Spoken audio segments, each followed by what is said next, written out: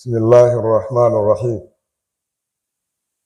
إن الحمد لله نحمده ونستعينه ونستغفره ونعوذ بالله من شرور أنفسنا وسيئات أعمالنا. من يهد الله فلا مضل له ومن يضلل فلا هادي له. أشهد أن لا إله إلا الله وحده لا شريك له وأشهد أن محمدا عبده ورسوله. يا أيها الناس اتقوا ربكم الذي خلقكم من نفس واحدة وخلق منها زوجها وبص منهما رجالا كثيرا ونساء. اتقوا الله الذي تساءلون به والأرحام إن الله كان عليكم رقيبا. يا أيها الذين آمنوا اتقوا الله وقولوا قولا سديدا يغفر لكم أعمالكم ويغفر لكم ذنوبكم ومن يطع الله ورسوله فقد فاز فوزا عظيما. ثم أما بعد، السلام عليكم أيها الأخوة ورحمة الله وبركاته. Na godiya ga Allah subhanahu wa ta'ala da ya azurta mana haɗuwa a cikin wannan masallaci mai tara albarka a wannan layi na Kano Road a wannan babban gari namu Rigasa. Allah subhanahu wa ta'ala kamar yadda ya kaddara mana haɗuwa a wannan lokaci mai albarka, na fata Allah ya haɗa mu gidan aminci haka. ‘Yan uwa malamai, tun daga malami na farko malam Adam Abdulkadir wanda ya fara gabatar da kanshi kafin sauran malamai su iso, har zuwa malam Aliyu Khalid, doktor kuma imam na masallacin railway station na Rigasa, da kuma mataimakin sakatare general na wannan kungiya mai albarka wato malam Muhammad Awal al-Misri. Muna fatan Allah subhanahu wa ta'ala ya saka wa kowa da alkhairi. An yi wa'azi gwargwaron hali wanda yake mai ratsa jiki, kowa ya ji abin da aka faɗa. Abin da ya rage shi ne a je a yi aiki. A yi aiki. Ubangiji subhanahu wa ta'ala ya ce, ilaihi ya sa'alu kalmar tsayi wal amalu salih irfa'u. Zuwa ga Allah addu'o'i suke hawa, amma aikin ƙwarai shi ke ɗaukaka su.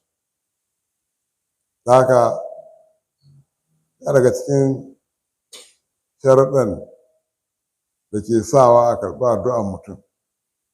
Wani mutum ya zo wajen manzon Allah sallallahu alaihi wasallam, yace ya Rasulullah, ud'ullaha an yaj'alani mustajaba da'awati. Qala adif kasabika tajib da'awati. Ba Allah ne ya zo wajen manzon sallallahu alaihi wasallam, yace ya Rasulullah, ka roki Allah mana ya sanya ni cikin mutanen da sun daga hannu sun yi addu'a, Allah yana karɓan wannan addu'a. Allah ya ce da shi, ka gyara hanyar neman abincin, da wanto duk abin da za ka ci halal ne, abin da za ka sa na sutura halal ne. Idan ka yi wannan, to sai Allah ya karɓi addu'an. Shi kun ga an ba mu maganin abubuwa da yawa. Sa'annan manzo sallallahu alaihi wasallam ya ce, wani hadisi ya ce, iksiru qawlu la hawla wala quwwata illa billah fa innaha tudfi'u tis'a wa tis'una baban min ad-durri adanaha alhammu. Allah sallallahu ya ce, ku yawaita faɗin la hawla wala quwwata illa billah. La'akari da halin da muke ciki yanzu, abubuwa sun yi yawa, bala'o'i sun isa sun kai sun kawo. Wanda Allah ya ce ku rika faɗin la hawla wala quwwata illa billah. Domin duk lokacin da mutum ya karanta wannan jimla guda ɗaya, Allah sallallahu alaihi ya ce Allah zai tunkuɗe mai ƙofofi 99 na cuta. Ƙarama daga cikin 99 ɗin nan shine baƙin ciki. Bayanin da Malam Aliyu Khalid ya yi, imam, idan mun duba wato Allah ya sauƙaƙe.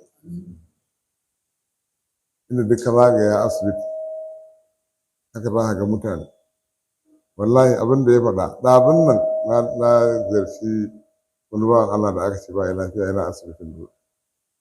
Da 'yan shekarun baya abin da aka sani masu ciwon hawan jini tsofaffi ne ko? To yin wallahi malam da zai ga sunan asibitin barkatai. Matasa ne sun faɗa cikin wannan, an kai an kwantas.